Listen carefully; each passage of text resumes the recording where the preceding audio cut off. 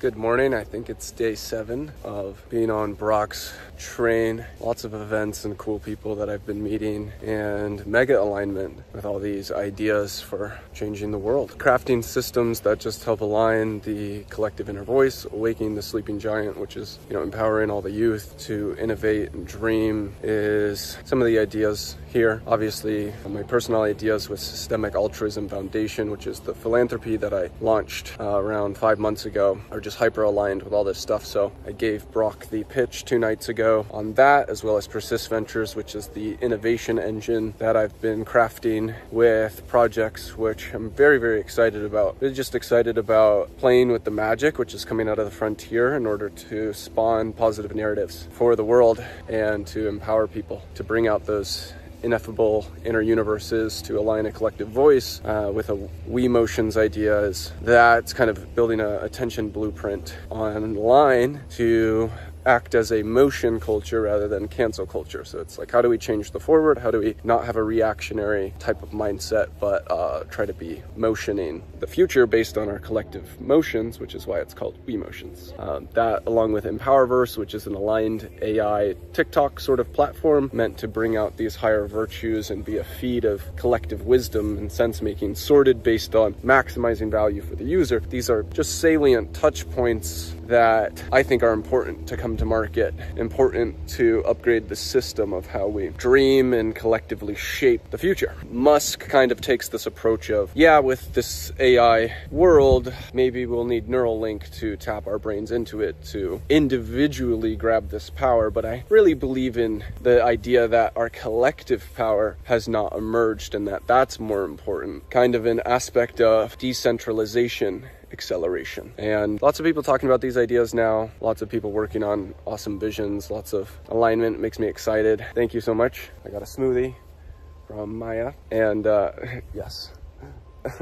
I think that I'm in the right place, and I think a lot of things have just, really finally been tuned to click. There's been so many helpful people in my life that I'm so grateful for, and I really love the idea that Brock stands by, which is gratitude is the latitude at which you fly. When you act with gratitude, you fly high. That's kind of a key, in my opinion, to unlocking the capability to be a visionary, to be someone who wants to create a form of venture philanthropy in the world. How do you create impact at scale? How do you use the terminology of the typical venture business in order to action on the front of recalibrating our techno capital machine, which are more words that may sound like mumbo jumbo to you, but can quickly explain techno capital machine in the sense of just how we contribute capital towards innovation on the frontier in order to create new value. What really happens is that we get so good at extracting value from people that we actually, in order to keep the techno-capital machine running, need to re-optimize it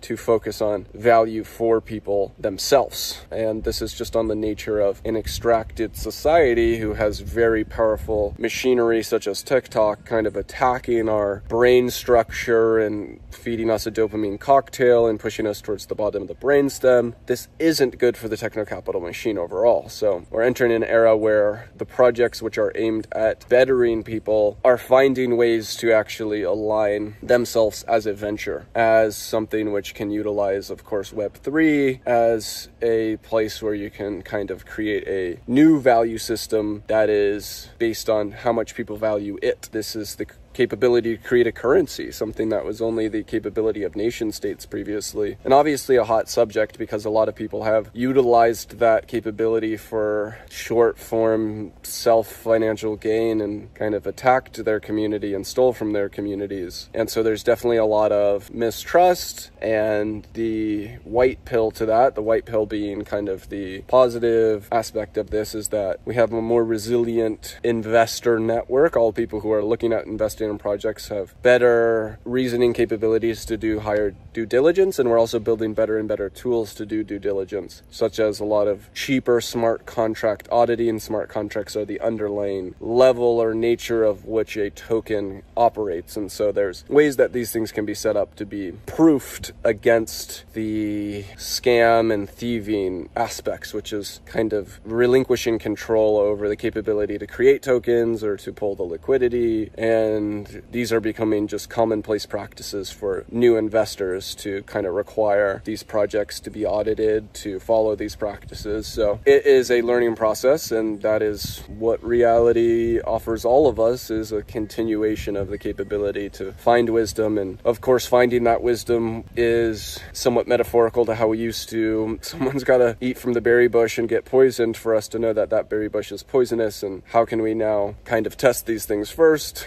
Obviously, we've used animals in the past to say if this is bad for animals and poisons them, it's probably not good for us. And it's kind of a loose metaphor over to the whole Web3 market, but it works in the sense that the poisoning has been the getting scammed, and the resiliency is then just collective knowledge of how not to get scammed and how to build these resilient systems and build tools which allow us to test this stuff in quicker succession. So overall, I just think it's really important to be positive and bullish on the future of humanity, and to look towards those answers and solutions and just be a part of that change, to all be agents of change, to kind of consider ourselves a part of the decentralized intelligence agency, which is, coalescing our mindsets with the idea of what is true. And the truth is that we're in somewhat of a holy war. There's a battlefield for the mind and the soul, and people will launch vectors of AI girlfriends to try to get people to fall in love with them, and that's a control vector. And it's a sad one, and it's one that makes money, because when you control someone,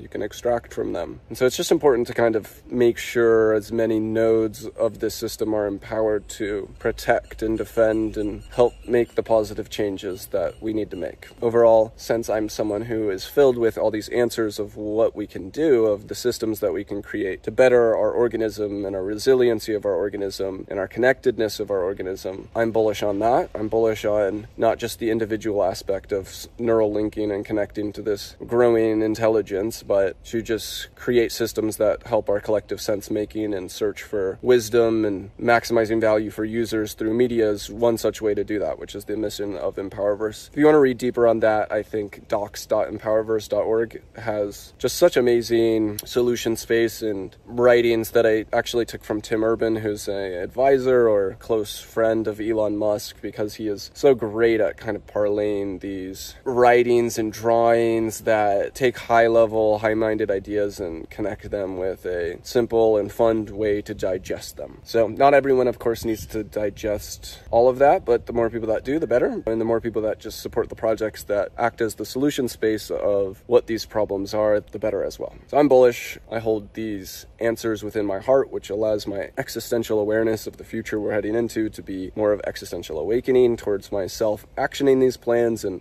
staying strong and acting with courage and virtue, and aligning myself with other aligned people. And I just want to say, if you have that within you, just let it breed and hold on to that and understand that that's important and true, and we're all a part of this ecosystem, and the butterfly effect is such a real thing. You're telling the story of your life. There's a limited amount of time to act with courage and virtue, in the sense that eventually when we win, we win.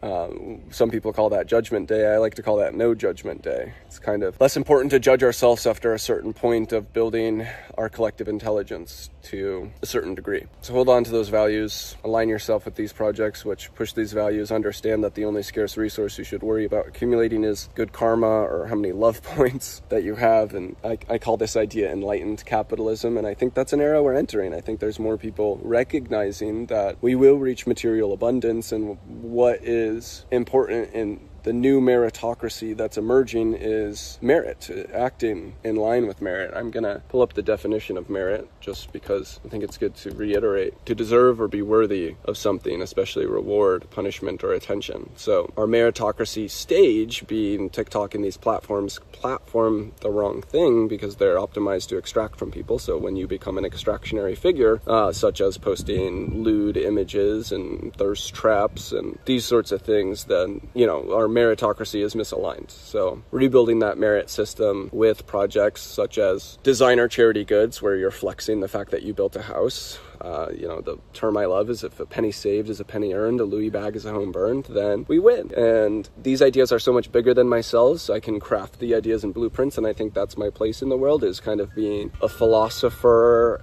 who's attempting to have a kingly nature, which is kind of just being at the helm of making sure these visions come to fruition. efficient in building the resources and or kind of pooling the resources and using that to build the tooling that helps this stuff emerge into the world is how I view my own character and self. So, of course, anyone who's watching this and wants to find deeper alignment and be a part of it, look, Jack follows enlightened capitalism. It's a positive sum game type of thing. And that means if I can maximize my change and lose control, that's something I want to do. I think it's just an obvious action. And it's simply a matter of finding people who are ready to be a martyr of a vision, of a mission. And I'll find that through my own means, through recruiting platforms and just offering jobs. And typically I'm doing that internationally because that's where my capital is the most efficient. But people in America and people in richer networks are highly valuable in the sense that they can attribute capital or pool capital far easier because you have access to higher-minded people and to go to a lot of the events that exist in the world where these conversations are happening, is why there's a need to partner with other people like myself who go find and place themselves into these ecosystems and act as a